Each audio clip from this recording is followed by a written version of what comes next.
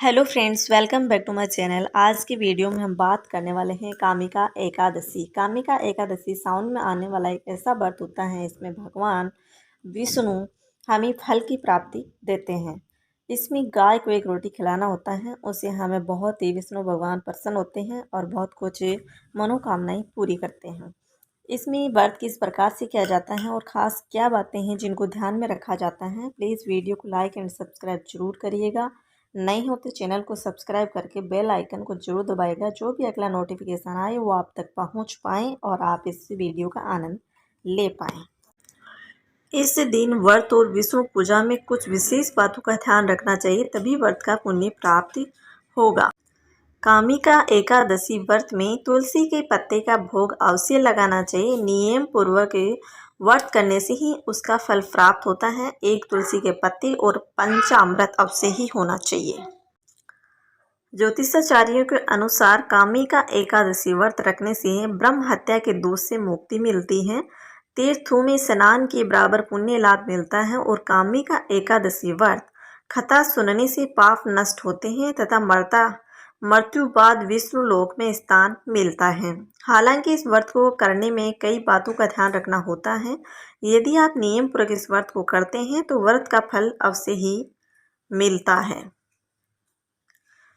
अब आपको बताते हैं एकादशी व्रत में किन गलतियों को नहीं करना चाहिए और कौन कौन सी बातें ध्यान में रखनी चाहिए, ताकि हमें विष्णु भगवान दोगुना फल देंगे।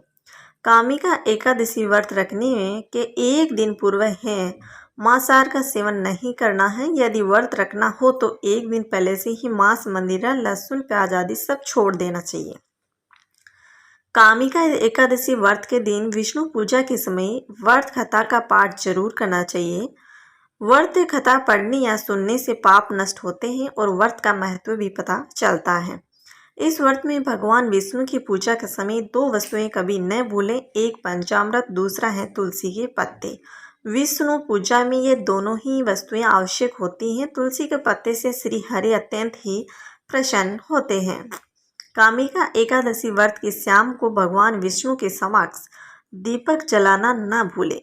दीपक जलाने से पितरों को स्वर्ग लोक में अमृत पान का अवसर प्राप्त होता है और स्वयं को मृत्यु के बाद सूर्य लोक में स्थान प्राप्त होता है।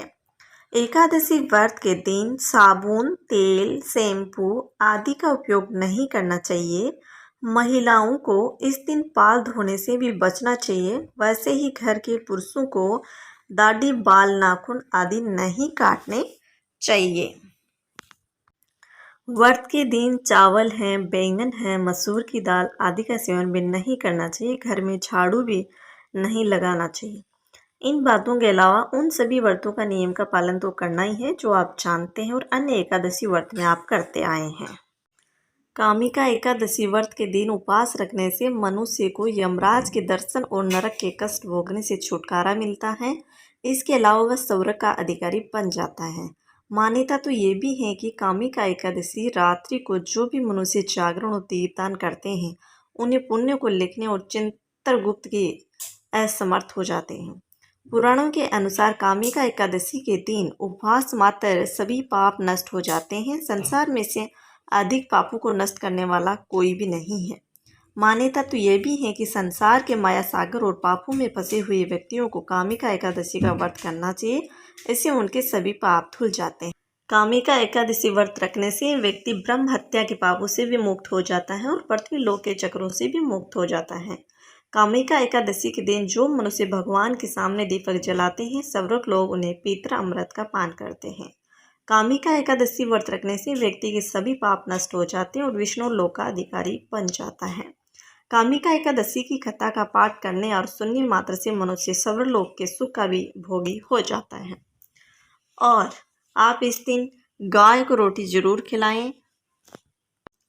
इन सब करने से भगवान विष्णु बहुत ही प्रसन्न हो गए और आपकी इच्छा के अनुरूप आपको फल मिलेगा। इस प्रकार आपको एकादशी का व्रत करना चाहिए और बहुत बड़ी एकादशी है जो कामिका एकादशी के नाम से जाने जाते हैं। आप ये सब करके और सावन के महीने में आप अपने मनोकामनाएं पूर्ण कर सकते हैं। प्लीज़ वीडियो को लाइक एंड सब्सक्राइब जरूर करिएगा, क्योंकि आपको हर वीडियो में कुछ न कुछ नया सीखने को जरूर मिलता है। थैंक